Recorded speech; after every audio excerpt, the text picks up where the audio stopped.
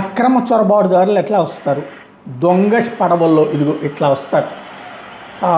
శరణార్థులు ఇప్పుడు ఇట్లాగా ఒక నాటు పడవల్లో వచ్చేసేసి సముద్ర పొడ్డును దిగేస్తారు.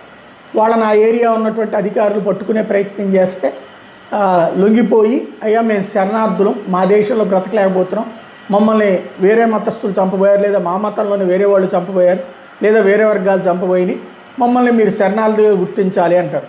వీళ్ళని ఆ తర్వాత శరణార్థులుగా తీసుకెళ్ళి కొన్ని యూరప్ దేశాల్లో అక్కడ హోటళ్లలో ఉంచి భోజనాలు పెట్టించి ఆ తర్వాత వీళ్ళు అక్కడ బతకడానికి అవకాశం కల్పిస్తారు.